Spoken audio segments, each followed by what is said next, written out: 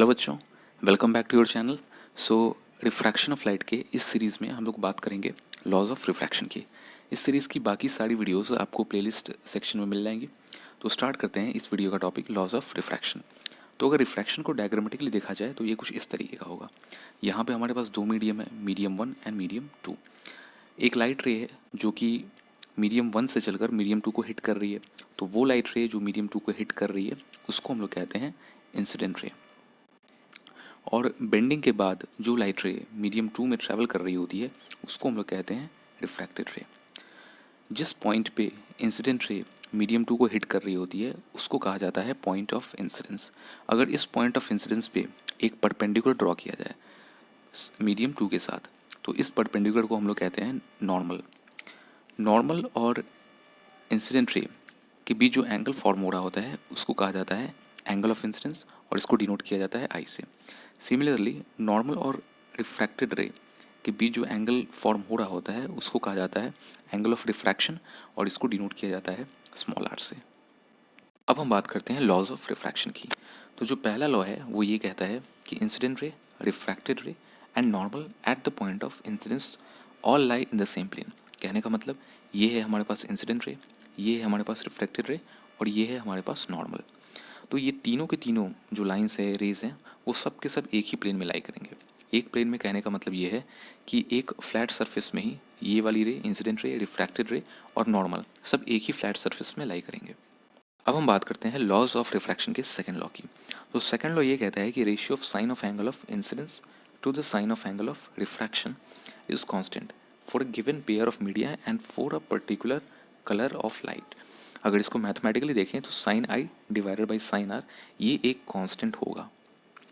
इसको कहा जाता है स्नेल्स लॉ। स्नेल ने अपने एक्सपेरिमेंट के बाद इस रिजल्ट को ऑब्टेन किया था, इसलिए इसको कहा जाता है स्नेल्स लॉ।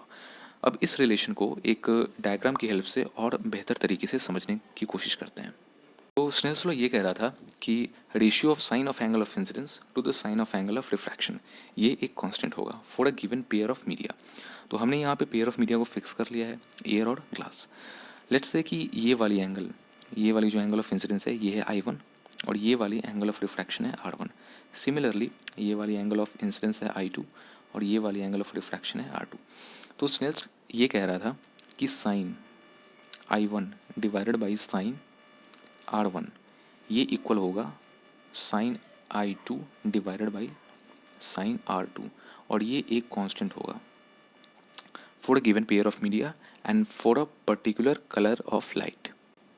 अब इसी में आगे ये पाया गया कि ये जो रिलेशन है साइन आई और साइन आर का ये इक्वल होता है refractive index of second medium with respect to refractive index of first medium, यानी sine i by sine r equal to N2 divided by N1। अब अगर इसको एक फिगर की हेल्प से समझे तो लेट्स से कि यहाँ पे रिफ्रैक्शन हो रहा है, यहाँ पे मीडियम 1 है और यहाँ पे मीडियम 2 है। ये एंगल ऑफ इंसिडेंस है आई और ये है एंगल ऑफ रिफ्रैक्शन आर। तो यहाँ पे लिखा जा सकता है sine i divided by sine r ये इक्वल होगा refractive index of second medium यानी N2 divided by refractive index of first medium यानी sine i divided by sine r equal to N2 by N1 और यही relation यहाँ पे लिखा हुआ था। अब हम बात करते हैं कंडीशन ऑफ नो रिफ्रैक्शन।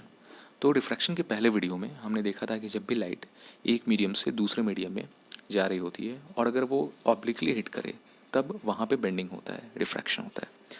अब हम देखते हैं कि ऐसा कौन सा केस होगा जहाँ पे कोई भी रिफ्रैक्शन नहीं होगा। तो लेट्स से कि अगर लाइट रे मीडियम्स को अगर 90 डिग्री पे हिट कर रही है, जैसा कि आप इस फिगर में देख सकते हैं, तो इस केस में जो एंगल ऑफ इंसिडेंस होगा वो कितना होगा 0 डिग्री। क्यों? क्योंकि नॉर्मल और इंसिडेंट रे के बीच में जो एंगल फॉर्म हो रहा है वो है 0 डिग्री। हमने रिफ्रैक्शन के सेकंड लॉ में ये पढ़ा था कि sine i divided by sine r ये इक्वल होता है N2 डिवाइडेड बाई N1 के। तो अगर साइन आर को इक्वल टू के राइट साइड ले जाया जाए तो ये क्या हो जाएगा sine i equal to N2 by N1 into sine r. अब आई का वैल्यू कितना है 0 डिग्री। अगर इसको इसमें पुट किया जाए साइन 0 तो ये कितना हो जाएगा 0। इसका मतलब N2 by N1 sine r equal to 0। अब अगर N2 बाई N1 को इक्वल टू के राइट साइड ले जाया जाए तो ये बन जाएगा साइन आर इक्वल टू 0 और साइन के किस वैल्यू पे ये RHS 0 मिलेगा। तो अगर आर का वैल्यू अगर 0 डिग्री हो उसी केस में साइन आर इक्वल टू क्या हो जाएगा 0। अब इसका मतलब ये है कि अगर आई 0 है तो आर भी क्या होगा 0 होगा। अब इन दोनों का क्या मतलब हुआ, मतलब कोई भी रे अगर 0 डिग्री पे इंसिडेंट होती है, यानी मीडियम पे अगर नॉर्मल पड़ती है, तो उसके लिए जो एंगल ऑफ रिफ्रैक्शन होगा वो कितना होगा, 0 डिग्री। मतलब वो सीधी निकल जाएगी। यानी अगर रे अगर नॉर्मल इंसिडेंट होती है किसी मीडियम पे, तो वो बिना किसी डेविएशन के, बिना किसी रिफ्रैक्शन के वो सीधी निकल जाएगी। तो ये था मतलब कंडीशन ऑफ नो डिफ्रैक्शन का। सो अगर आपको ये वीडियो पसंद आया तो आप लाइक करें, अपने फ्रेंड्स के साथ शेयर करें और इस चैनल को ज़रूर सब्सक्राइब कर लें। अगर आपको इस टॉपिक में कहीं पे कोई डाउट या कन्फ्यूजन हो तो उसे आप कमेंट सेक्शन में ज़रूर डालें। And all the best.